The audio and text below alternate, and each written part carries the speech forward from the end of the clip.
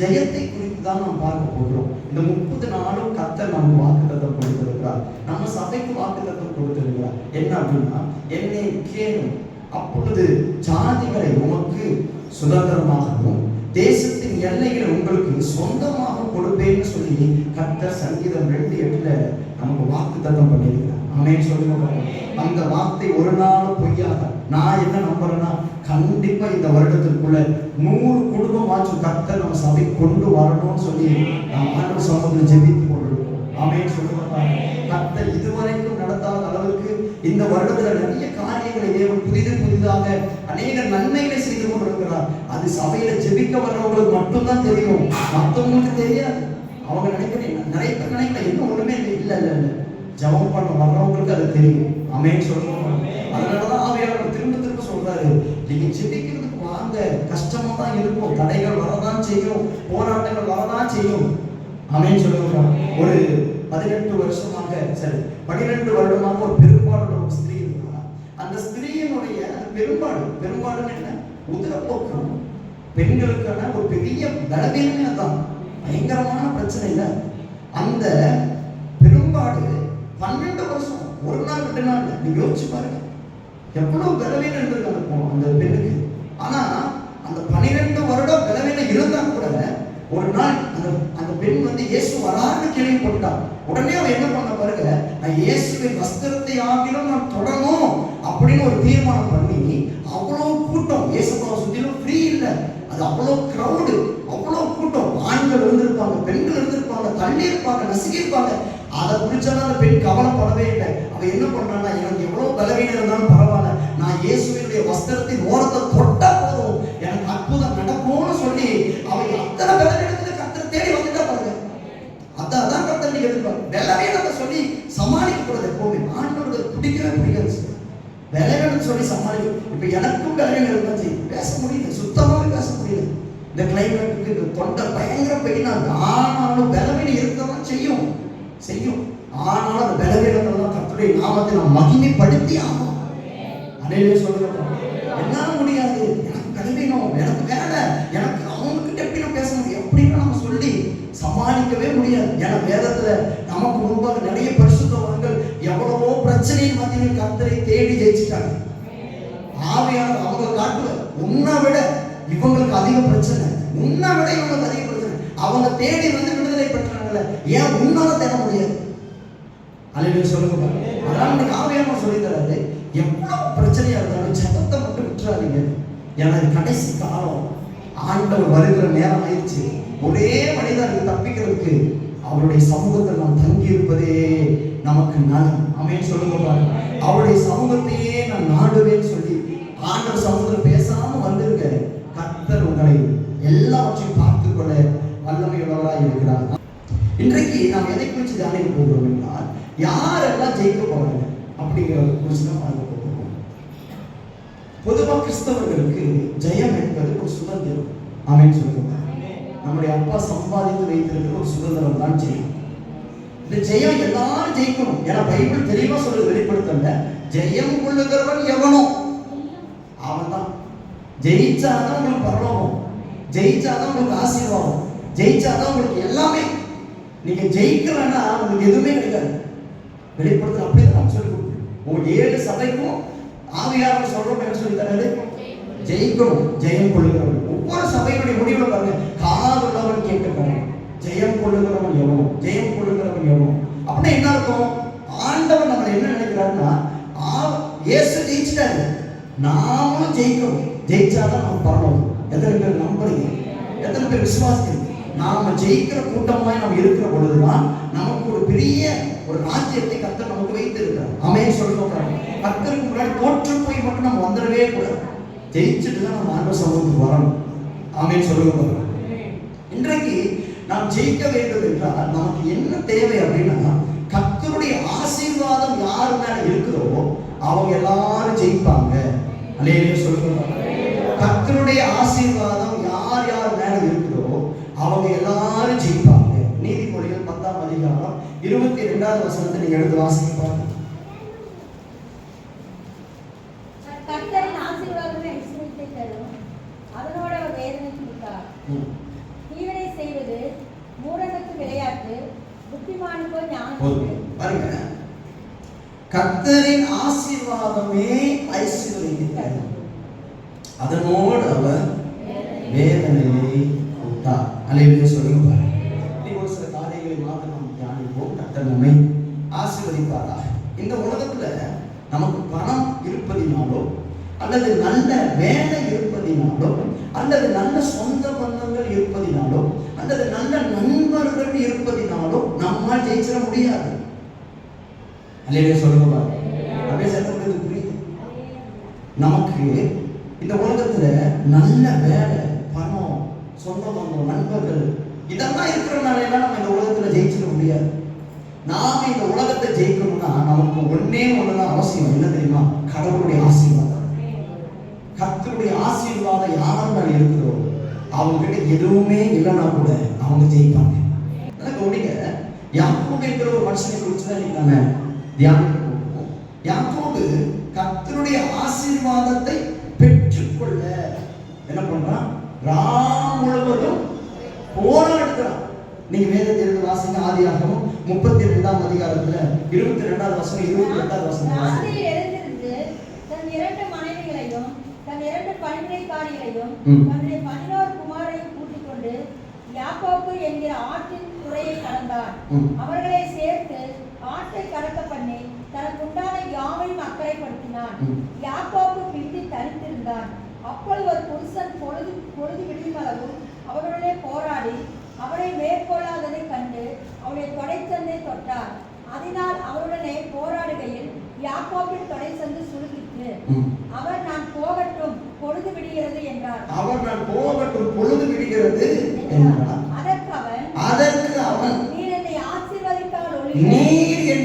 ஆசீர்வதித்தால் ஒழிய போகவிடேன் என்றார். உம்மை போகவிடேன் என்றார். அல்லேலூயா சொல்லுங்க பாருங்க.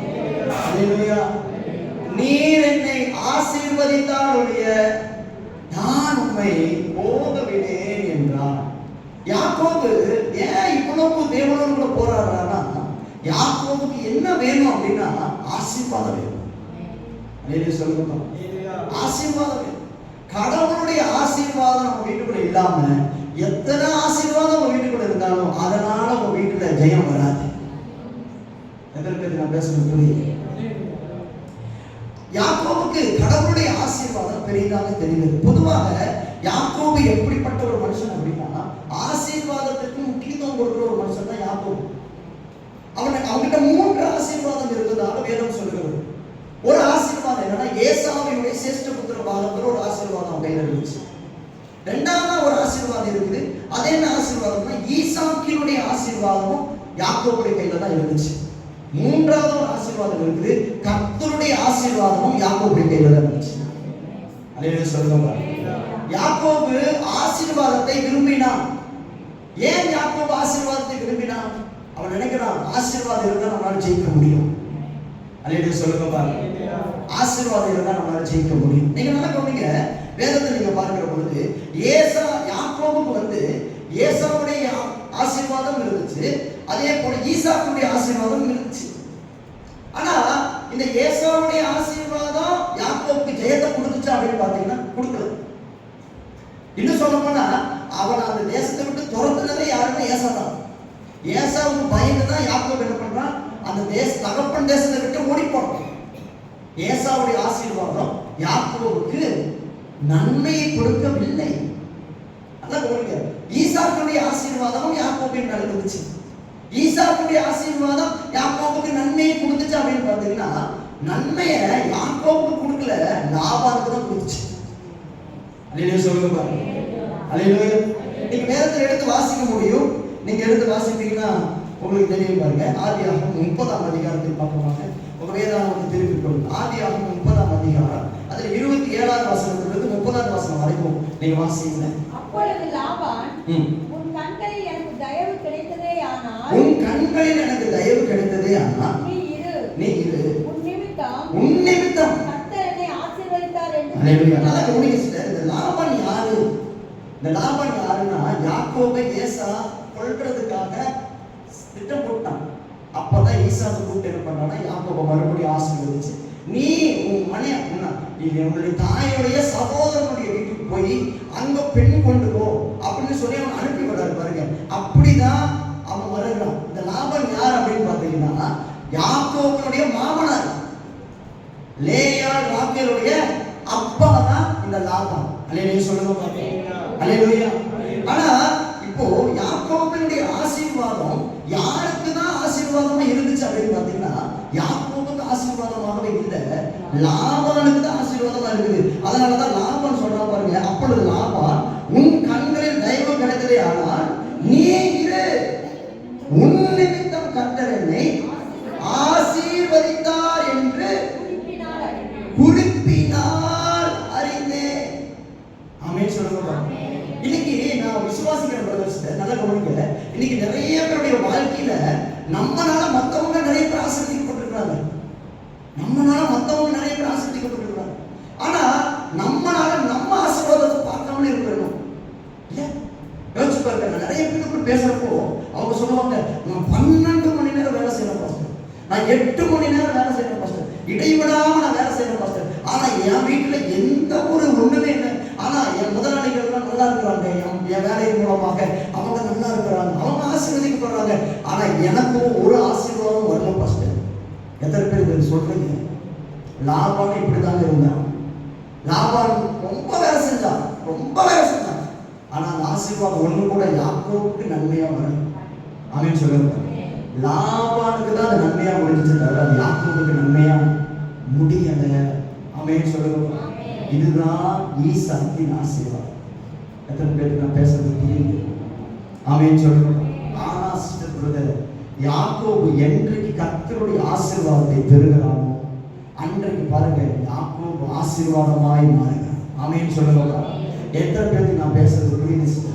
இன்னைக்கு ஒருவேளை நம்முடைய தகப்பனும் நம்முடைய தாயும் நம்மளை பிளஸ் பண்றதுக்கு அவங்க கிட்ட ஆசீர்வாதம் இல்லாம இருக்கலாம், சொத்து பத்துகள் இல்லாம இருக்கலாம், உங்களுக்காக பணத்தை செலவு பண்ண அவங்களால முடியாம இருக்கலாம், அல்லது ஒருவேளை உங்க அப்பா அம்மா உங்களுக்காக சேர்த்து வைத்த சொத்து பத்தையும் இன்னொருத்தவங்க யாராச்சும் அவங்களுக்கு சாதகமாக அது பிரயோஜனம் உள்ளதாக கூட மாறி இருக்கலாம். ஆனா இன்னைக்கு நான் உண்மையான ஒரு விஷயத்தை சொல்றேன், உங்க தாயும் தகப்பனுடைய ஆசீர்வாதம் கூட ஒருவேளை உங்களுக்கு ஒர்க் அவுட் ஆகாம போயிருந்தா கூட இன்னைக்கு நான் சொல்றேன் சிஸ்டர் பிரதர், கடவுளுடைய ஆசீர்வாதம் உங்க மேல இருக்கும். அப்படின்னா உங்களை ஆண்டவர் அந்த பகுதிக்கே ஆசீர்வாதமாக மாற்ற தேவன் வல்லமை உள்ளவராய் இருக்கிறார்.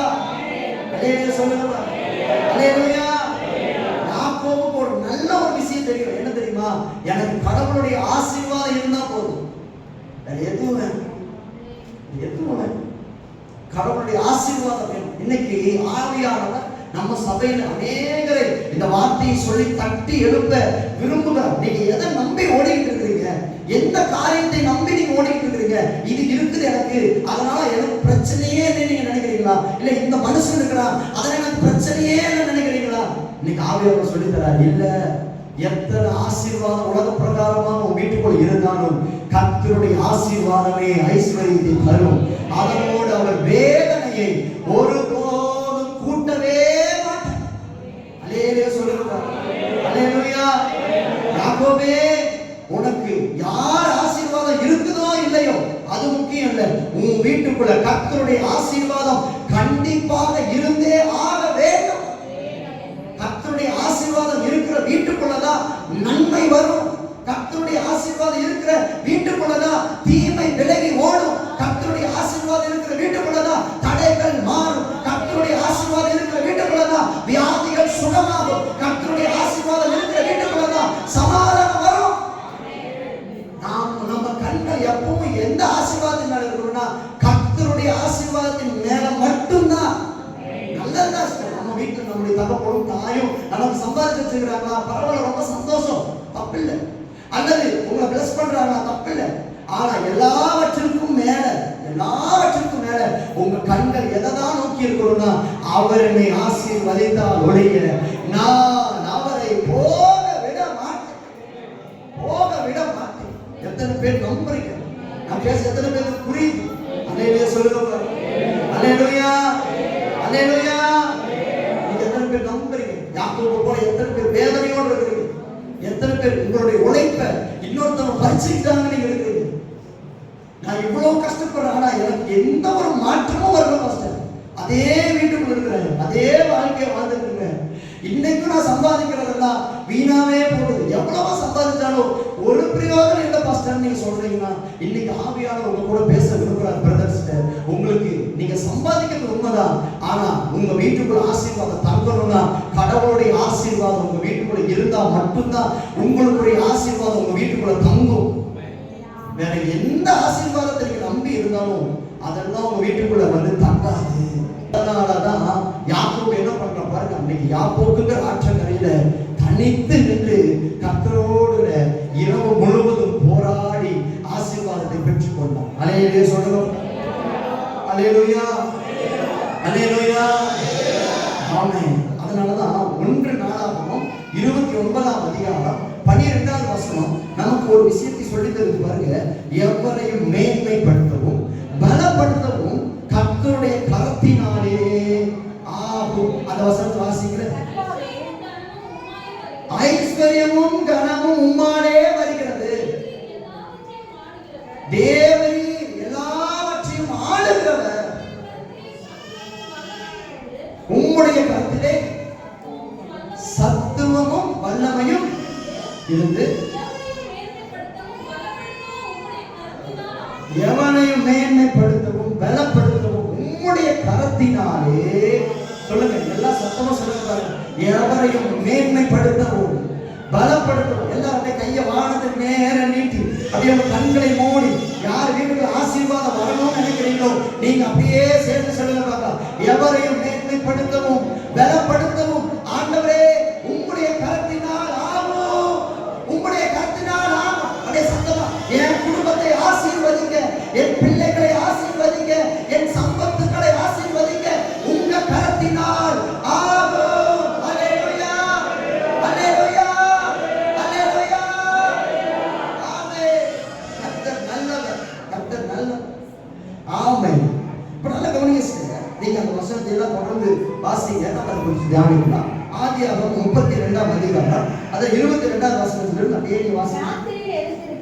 ராத்திரியிலே எழுந்திருந்து தன் 2 மனைவிகளையும் தன் 2 பணிவிடைக்காரிகளையும் தன்னுடைய 11 குமாரரையும் கூட்டிக் கொண்டு யாப்போக்கு என்கிற ஆற்றின் துறையை கடந்தார். அவர்களையும் சேர்த்து ஆற்றை கடக்க பண்ணி தனக்கு உண்டான யாவரையும் அக்கறைப்படுத்தினார். அல்லேலூயா சொல்லுங்க. அல்லேலூயா, அல்லேலூயா. வேதத்தை நாம் பார்க்கிற பொழுது யாக்கோபு எப்படி தேவனுடைய ஆசீர்வாதத்தை பெற்றுக்கொண்டான் அப்படின்னு நீங்க பாப்பீங்கன்னா, அவன் முதலாவது என்ன பண்றான் அப்படின்னா தேவனோடு கூட போராடி கர்த்தருடைய ஆசீர்வாதத்தை பெற்றுக்கொண்டான். அல்லேலூயா சொல்லுங்க. சொல்லுங்க, தேவனோடு கூட போராடி ஆசீர்வாதத்தை பெற்றுக்கொண்டான். நாம் தேவ சமூகத்தில் தேவனோடு கூட போராடி ஆசீர்வாதத்தை பெற்றுக்கொள்கிறவர்களாக இருக்க வேண்டும். அல்லேலூயா சொல்லுங்க. தேவ சமூகத்தில் வந்துட்டு அப்படியே நின்றுட்டு அப்படியே போனதுனால ஆசீர்வாதம் வராது. இன்னைக்கு நிறைய பேர் என்ன பண்றாங்க அப்படின்னா அப்படியே வருவாங்க, சட்டை கூட கசங்காத அளவுக்கு, சேரி கூட கசங்காத அளவுக்கு அப்படியே வருவாங்க, அப்படியே நிற்பாங்க, அப்படியே போவாங்க. ஆவியானவர் சொல்றாரு, நீ கர்த்தருடைய ஆசீர்வாதத்தை பெற்றுக்கொள்ளணும்னா நீ தேவ சமூகத்தில் எப்போ போராடுகிறவனா இருக்கணும், அவர் பிடிக்கிறவனா இருக்கணும்.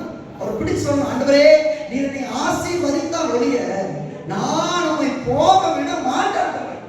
நான் வந்திருக்கிறது ஏதோ பார்த்துட்டு போறதுக்காக வரல, சர்ச்சை பார்க்கறதுக்காக வரல, பாஸ்டர் பார்க்கறதுக்காக வரல, பக்கத்துல இருக்கிற விசுவாசி என்ன பண்றாங்கன்னு பார்க்கறதுக்காக வரல. நான் வந்திருக்கிறது உங்க ஆசீர்வாதத்தை வாங்குறதுக்காக வந்திருக்கிறேன்.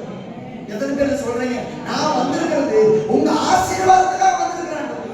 நான் போகிறப்போ உங்க ஆசீர்வாதத்தோட தான் போகணும், உங்க ஆசீர்வாதத்தோட தான் போகணும்.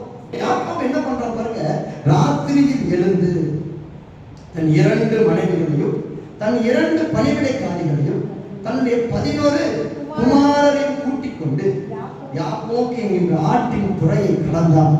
அவர்களையும் சேர்த்து ஆற்றை கடக்க பண்ணி தனக்கு உண்டான யாவையும் அக்கறைப்படுத்தினான். யாக்கோபு பிந்தி தனித்திருந்தான். அப்பொழுது ஒரு புருஷன் பொழுது விடியும் முழுவதும் அவனோடு போராடி. அல்லேலூயா சொல்லுங்க பாருங்க. அல்லேலூயா அல்லேலூயா. அதோட யாக்கோபு எப்படி தேவன் சமூகத்தில் போய் நிற்கிறானா? தனித்து தனித்து சொல்லுங்க, தனித்து. ஆண்டவர் சமூகத்துல நாம் எப்படி இருக்க வேண்டும் தெரியுமா? தனித்து தனித்து. அல்லேலூயா சொல்லுங்க பாருங்க. யாக்கோபுக்கு யாருமே இல்லையா அதனால தனித்து இருக்கிறானா? கிடையாது. யாக்கோபுக்கு 2 மனைவிகள் இருக்கிறாங்க, வேலைக்காரர்கள் இருக்கிறாங்க, 11 குமாரர்கள் இருக்கிறாங்க, செல்வந்தங்கள் இருக்குது, எல்லாமே இருக்கு. ஆனா யாக்கோபு அது எல்லாத்தையும் என்ன பண்றான்னா அக்கறைப்படுத்தி இவன் இந்த கரையில வந்து தனித்து தேவ சமூகத்தில் இருந்தான். அல்லேலூயா சொல்லுங்க. அதுக்கான அர்த்தம் என்ன தெரியுமா சார்? நமக்கு எவ்வளவு ஆசீர்வாதம் இருந்தாலும் தேவ சமூகத்தில் நாம் வருகிற பொழுது நானா வரணும். அல்லேலூயா சொல்லுங்க. நான் எவ்வளவு பெரிய மேன்மை உள்ளவனாக இருந்தாலும் தேவ சமூகத்துல நான் என்ன தாழ்த்தேன். எனக்கு எவ்வளவு ஆசீர்வாதம் இருந்தாலும் சரி, எனக்கு எவ்வளவு சம்பாத்தியம் இருந்தாலும் சரி, எனக்கு எவ்வளவு பேர் இருந்தாலும் சரி, எனக்கு எவ்வளவு புகழ் இருந்தாலும் சரி, தேவ சமூகத்துக்கு வர்றப்போ எல்லாத்தையும் ஓரமா வச்சுட்டு நானா வந்திருக்கேன், உங்க பிள்ளையா வந்திருக்கேன். ஆமென் சொல்லுங்க பாருங்க. அல்லேலூயா. அவங்க யாக்கோபுடைய 2 மனைவிகளும் சேர்ந்து வந்து யாக்கோபு கொடுத்து ஜெபம் பண்ணல, பிள்ளைகள் ஜெபம் பண்ணல, வேலைக்காரங்க ஜெபம். ஏன் யாக்கோபு நினைச்சிருந்தா அவங்களே கூப்பிட்டு வந்துருவான்ல, கூப்பிட்டு வந்துருவான். இல்லை, யாக்கோபு எவ்வளவு நன்மைகள் இருந்தாலும் தனித்துதான். அல்லேலூயா சொல்லுங்க. அல்லேலூயா. யாக்கோபே அவர்களை கர்த்தர் அறியவில்லை. இன்னைக்கு நிறைய பேர் பாருங்க, ஆண்டவரே அவங்கெல்லாம் நிம்மதியா தூங்குறாங்க, நான் மட்டும் போராடிட்டு. நிறைய பேருடைய புலம்பலே என்ன தெரியுமா? சத்துருக்கள் நிம்மதியா தூங்குறாங்க, அவங்க நிம்மதியா தூங்குறாங்க, இவங்க நிம்மதியா தூங்குறாங்க. ஆண்டவரே எனக்கு பிரச்சனை கொடுக்குறவங்க நிம்மதியா தூங்குறாங்க. ஆண்டவரே நான் மட்டும் விடிய விடிய போராடிக்கிட்டே இருக்கிறேன், ஒவ்வொரு நாளும் போராடிட்டு இருக்கிறேன். ஆண்டவரே அப்படி நிறைய பேர் நினைப்பாங்க. ஆனா உண்மை என்ன தெரியுமா சிஸ்டர்? இங்க அவங்க எல்லாம் நிம்மதியா தூங்கி யாக்கோபு போராடல, இவன் போராடுறதுனால அவங்க நிம்மதியா தூங்குறாங்க. அல்லேலூயா சொல்லுங்க. சொல்லுங்க, நான் இங்க போராடுறதுனால என் குடும்பம் நிம்மதியா தூங்கும். ஆமென் சொல்லுங்க பாருங்க. இங்க நான் போராடுறதை நிறுத்திட்டேன்னா அவங்களால நிம்மதியா இருக்க முடியாது.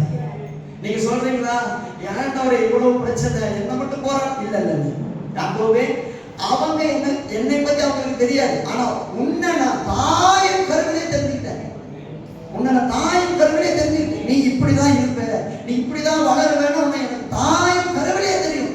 ராகேலுக்கும் லேயாளுக்கும் என்னை பத்தி ஒண்ணுமே தெரியாது, ஆனா உனக்கு என்னை பத்தி தெரியும். நீ என்ன பண்ணணும்னா அவங்க கூட சேர்த்து படுத்து தூங்குறதுக்காக அல்ல, நீ ஆசீர்வாதத்தை பெறணும்னா இந்த இடத்துல நீ தனித்து இருந்து ஆண்டவர் சமூகத்துல போராடிதான் ஆகணும். ஆமென் சொல்லுங்க. இன்னைக்கு நீங்க போராடுறீங்க, நாளைக்கு உங்களுடைய குடும்பம் இந்த இடத்துக்கு வரும். இன்னைக்கு நீங்க போராடுறீங்க, நாளைக்கு என்னாலுமோ தெரியல படுத்திருக்கிற உங்க குடும்பம் கர்த்தரை அறியும். அதற்காக ஆண்டவர் இன்றைக்கு உங்களை போராட வைக்கிறாரு. அவர் போராட வைக்கிறது உண்மைதான், நான் நம்புறேன் சிஸ்டர். சீக்கிரத்துல உங்க குடும்பத்தை மாற்றவும் தேவன் வல்லமை உள்ளவராக இருக்கிறார். எத்தனை பேர் நம்புறீங்க?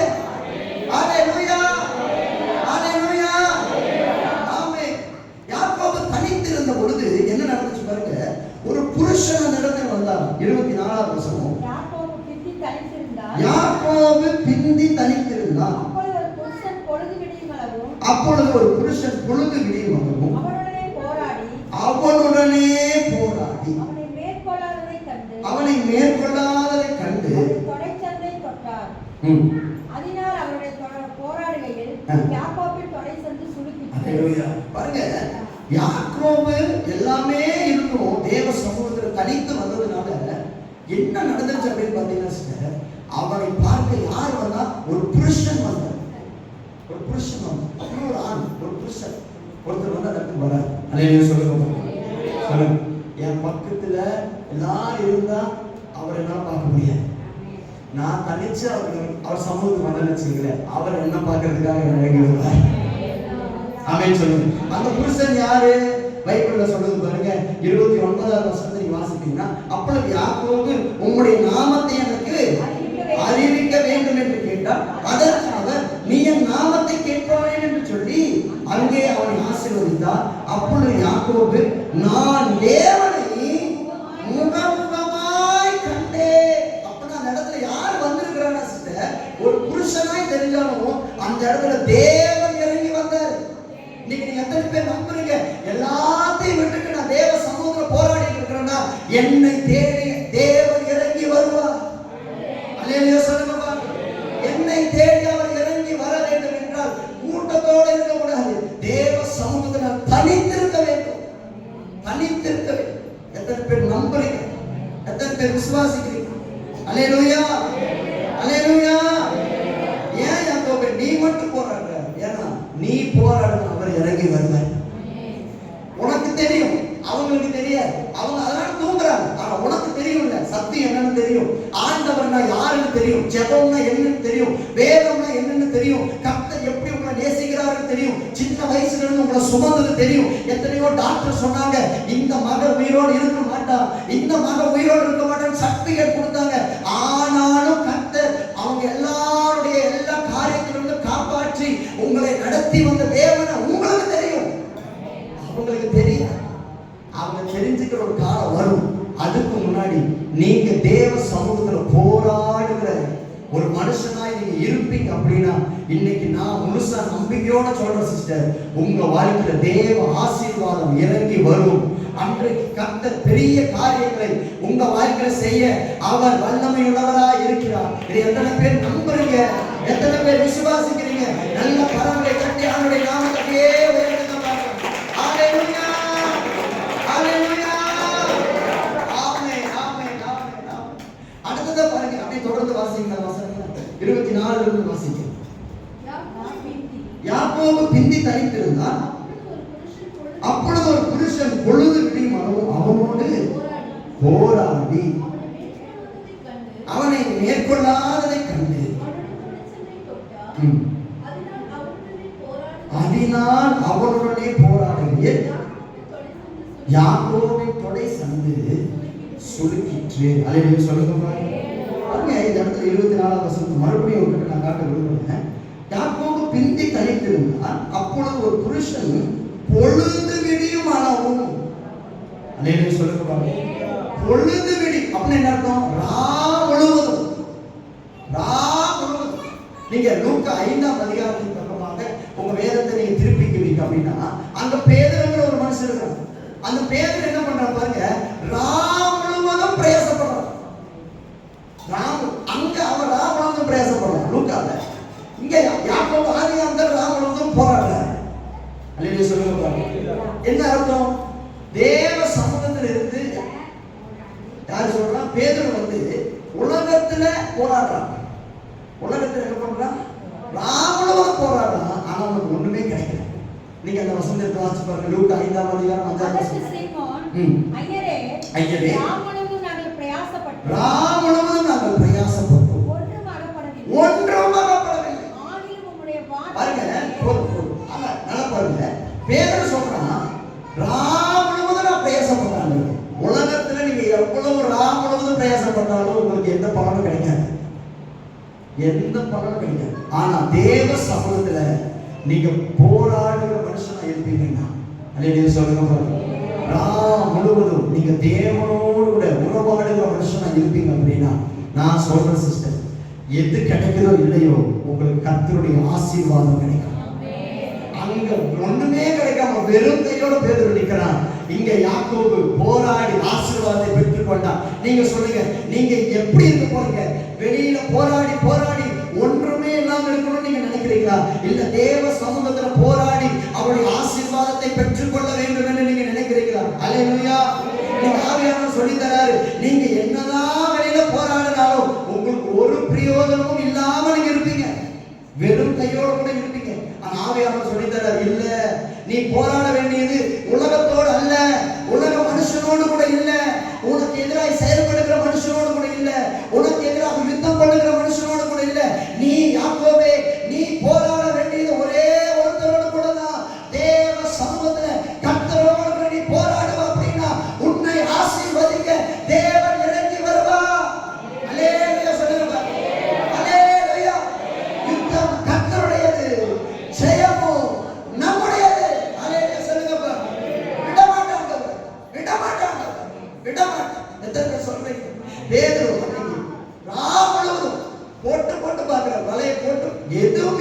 எவ்வளவு பெரிய கடல் சிஸ்டர், எவ்வளவு பெரிய கடல். ஒரு மீன் கிடைக்காத பைபிள் சொல்றது, ஒரு மீனும் கிடைக்கல, ஒரு மீன் கிடைக்கல. எவ்வளவு வேதனையோட இருக்கும். ஏன் பேதுரு இவ்வளவு வேதனை, ஏன் இவ்வளவு வேதனை? தேவனோடு கூட போராட வேண்டிய நீ, உலக மனுஷனோடு கூட போராட வேண்டிய கையோட இருப்பேன். தேவனோடு கூட போராட வேண்டிய நீ, உலகத்தோடு கூட போராடிட்டு இருந்தா வெறும் கையோட இருப்பேன். ஆனா ஆவியானவர் சொல்லி தர்றாரு, இல்ல, நீ போராட வேண்டியது அந்த மனுஷனும் கூட இல்லை, நீ போராட வேண்டிய தேவ சமூகத்தில் நீ போராட.